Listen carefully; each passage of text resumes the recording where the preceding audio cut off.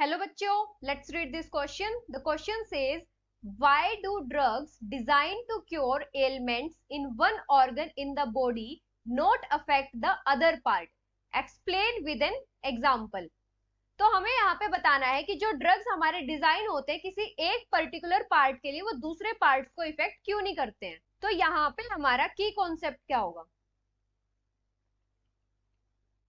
हमारी बॉडी में रिसेप्टर्स क्या होते हैं। रिसेप्टर्स हमारे डिफरेंट टाइप के प्रोटीन्स होते हैं जो बॉडी की कम्युनिकेशन प्रोसेस में हेल्प करते हैं। Receptors proteins which are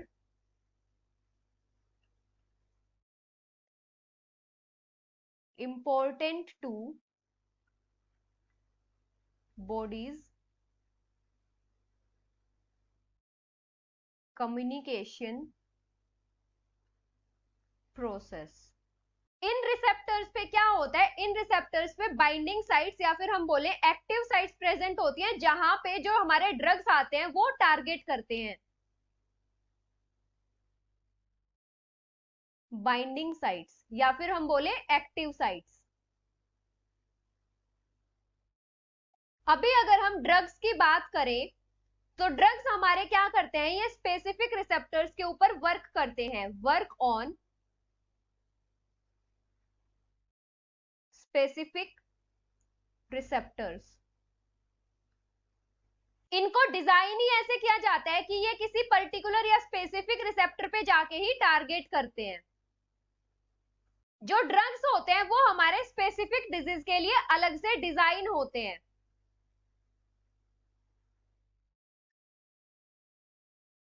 specific diseases. जैसे अगर हम एग्जांपल लें, जब बॉडी में हिस्टामाइंस की प्रोडक्शन इंक्रीज हो जाती है तो ये बॉडी में एलर्जीज प्रोड्यूस करते हैं। Produce allergies. तो हिस्टामाइंस की प्रोडक्शन को रोकने के लिए हम एंटी हिस्टामाइंस यूज करते हैं। एंटी हिस्टामाइंस। अब ये एंटी हिस्टामाइंस क्या करते हैं, ये हमारी बॉडी में हिस्टामाइंस की प्रोडक्शन को रिड्यूस करते हैं हिस्टामाइंस के नेचुरल एक्शन में इंटरफेयर करके। ये हमारी बॉडी के दूसरे पार्ट्स को इफेक्ट नहीं करते हैं। जैसे अगर हम एग्जांपल लें आंट एसिड्स का, तो आंट एसिड्स क्या करते हैं, जो स्टमक में एसिड की ओवर प्रोडक्शन की वजह से इरिटेशन या पेन होती है उसको रिड्यूस करते हैं। Reduce the irritation and pain in stomach caused by overproduction of acid। तो आंट एसिड जो होते हैं हमारे सिर्फ स्टमक में जो एसिड की प्रोडक्शन होती है उसको रिड्यूस करते हैं, ये बाकी के हमारे ऑर्गन्स को इफेक्ट नहीं करते हैं।